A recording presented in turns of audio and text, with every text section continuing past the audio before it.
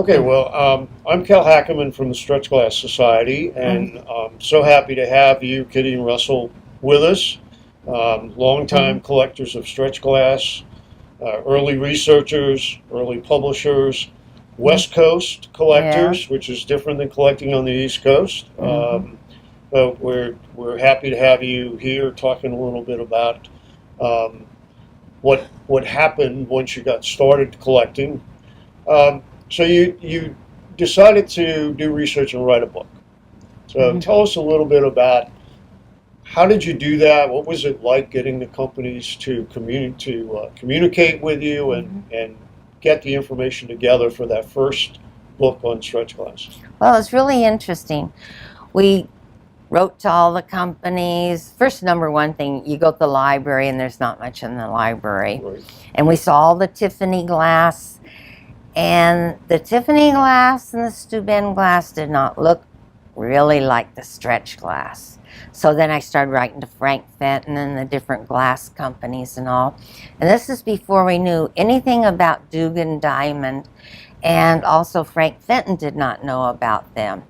And a lot of the shapes of their glass and all are quite similar to ours. And in the beginning, when you don't know anything about it, you know, we really thought it was similar. Of course, now we have experts that count So the rings on it and all like that. So you but had Fenton.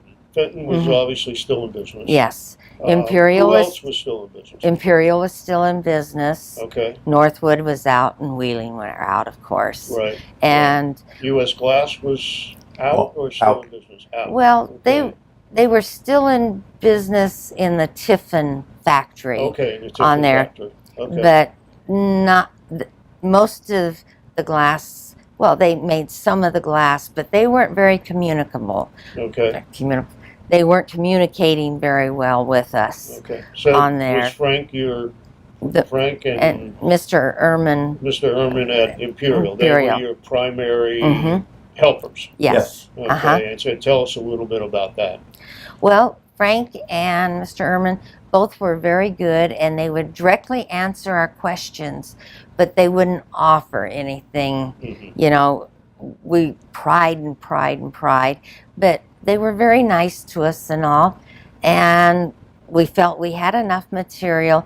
And being around the Carnival glass people, we read up on Mr. Northwood, who actually was Mr. Fenton, on there, and we found that all of the glass companies around that were making iridescent glass, the main ones, all were related on there. So we could do a little genealogy and work on that part of it. So in the first book, how many of the 9 companies that we know today made stretch glass? How many of those were actually identified at the beginning? Identified? We included them in the book, but we didn't know who made them. Okay. So On you there included was the me. glass, but Yeah, there's lots. And Okay. when you compare that book with Shetler's and Madley's book today, they're different worlds. yeah, different world. On different there, world. but we didn't know. But but what we- was the reaction when the book came out? The people that collected stretch glass, and there was a small nucleus of us, Okay. we were really excited. And I should add in here that Barry Wiggins was doing independent research at this very same time. Yes. And we had technical difficulties with the book, getting it bound. And he came out with his book 1 week earlier. And we were shocked to see his book Oh, so you advertised. didn't know he was. And he didn't know anything about us. Wow. And when we came out 1 week later, he was shocked Sure. about sure, it. And so sure. we got together and we were very good friends on there. Terrific. And we had a wonderful time. But our Carnival Glass friends really were the ones that helped us. And like Don Moore and Carnival and a number of other people loaned us a lot of glass. And Don Moore lived over in the city on Pine Street. And you parked on a hill like this, and I just knew the car was going to tumble over and over after we'd gone in and picked up his glass. And then we took it to Berkeley, where our printer, our publisher was, and the gentleman that was photographing our glass. And he lived up a little street called Marin Street in Albany. And you prayed every time you went up, because here's all the bicyclists coming down and you're going straight up this hill. And then we took them, and in the old days it took about an hour and a half to 2 hours per photo, and we included a number of pieces in the photo. Well, you're standing around, you're getting really bored about the pieces and all, and our photographer, like on the Fenton vases, he would clunk them to see if they rang, because he dealt in a lot of old glass. And of course, we named it the cowbell, because when you thumped it, it sounded like a cowbell. Right, and we had pet names for all these pieces of glass and all. So the book came out. You had a small group. That must have been around the time that the Stretch Glass Society was formed, right? The Stretch Glass Society earlier. Yeah, it'd be a couple of years earlier. But you're charter members of the Stretch Glass Society. Yes. We were formed April 21st, 1974. Tell us a little bit about what it was like when you came together the first time and there were finally a group of collectors. It was like heaven. People understood us, you know. They liked the same thing. They weren't upset because there wasn't a pattern on it. Right. On there. So it was really wonderful. That was the beginning, I'm sure, of some long friendships, right? That went on for many years, and sharing of information back and forth. And so, would you say that was kind of a jump start in a way to sharing information and really beginning to build on the research that you all had done and that Mary had done, right? Yes. And Rose Presnick was one of the founding fathers, and she had a lot to contribute. She'd been collecting stretch glass as well as her Carnival glass for years. So we had a lot of fun together, and then we purchased Rose Presnick's stretch glass collection from her. So that gave you a nice jump start on a collection. Yes, it did. And so now we're, let's say we're in the 1980s. Now what is it like buying stretch glass?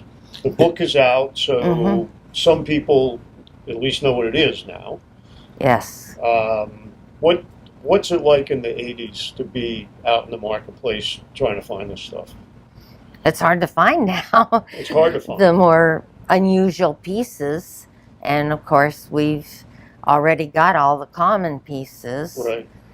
And by now, are we finding that the Carnival glass collectors are actually iridescent glass collectors, and they've got some of this stuff in their collections, right? And they have been from the very beginning. That's one reason why we were allowed to join the clubs and all like that. And now we're Carnival glass collectors as well as stretch glass collectors. Right. So we just have a couple minutes left. I want to fast forward another 10 years into the 1990s, getting up close to 2000. What's it like on the West Coast then to be buying stretch glass? Well, it's kind of drying up because there's quite a number of us that were collecting in those days. And it was harder. Being built up, right? Yeah, and unfortunately some people are passing, so we're allowed to purchase their pieces on there, but a lot of people, are you finding most of your pieces there, or are you finding them everywhere and having to have them shipped in at that point? Everywhere and having to have them shipped in. So definitely. One final question. It's now 20 years after that. Okay, here we are. It's 2017 when I'm talking to you. What's your advice to a new collector who's starting out today? What should they do? Join the club, number one. Join the club, number one, okay. And see what type of stretch glass that really tweaks their interest, and research it and go from there. But number one is join the club. Number two is buy the books. Buy the books, and then come to the convention, touch it, feel it, see it, experience it, right? And I know that's my own personal experience in getting involved in collecting glass or whatever. It wasn't until I could touch it and see multiple pieces of it together that I was enthused by it and motivated to learn more about it and whatever.